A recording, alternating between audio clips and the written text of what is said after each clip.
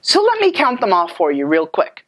Geography, Spanish, math, sociology, Portuguese, physics, chemistry, biology, and history.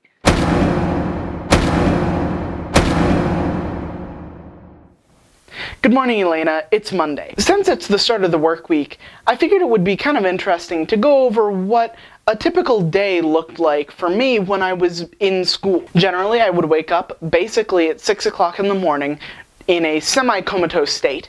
I would drag myself to the shower where I would take a quick shower. And in fact, this is actually a really important thing in Brazilian culture, to shower every day. So with the general hotter temperatures year-round, you kind of sweat a lot daily, and if you skip a day of a shower, you kind of end up stinky. I would get out of the shower, and then I would put on my school uniform. This is actually the absolute norm here in Brazil, whether you're either in a public or a private school. Then, after putting on my uniform and deodorant and whatever else, I would go and have breakfast, usually involving cold cereal. This is actually fairly uncommon for most Brazilians, as most people generally eat a French roll with butter or ham or cheese and coffee. Though, especially teenagers, being kind of universal, don't generally eat breakfast. But I did. So generally, after about a 15-minute drive, I would end up at school right at 7 o'clock. The day was generally divided into 6 periods, each of 15 minutes spanning from 7 o'clock to about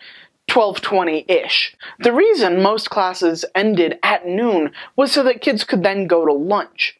Most Brazilians, in fact, whether they're working or in school, actually stop and go home for lunch. Some people go out, but the vast majority of people will actually get in their car or get on public transportation and go home.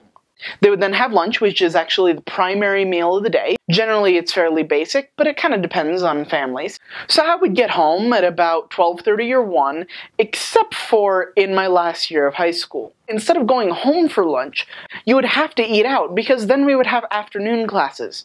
The reason for this is because everybody is doing intensive preparation for the vestibular, which is a very general term for college entrance exams. Needless to say, this sucked. Not just because they were huge tests, but because it meant that nobody could actually choose what they wanted to study more or less of.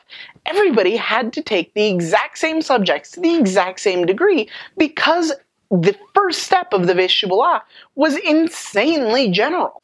If you really liked history and geography and social studies, and were really bad at math, too bad for you.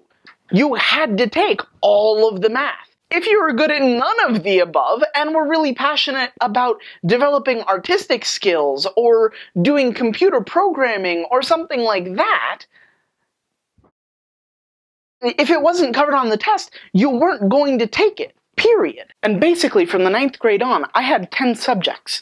So let me count them off for you real quick. Geography, Spanish, math, sociology, Portuguese, physics, chemistry, biology, and history. Every quarter. This was frankly insane. And it left absolutely no room for any type of other study, really. So after the school day ended, I would go home, have lunch, and generally be studying for a while, doing homework, and then, yeah, I would mess around. I was a bit of a slacker.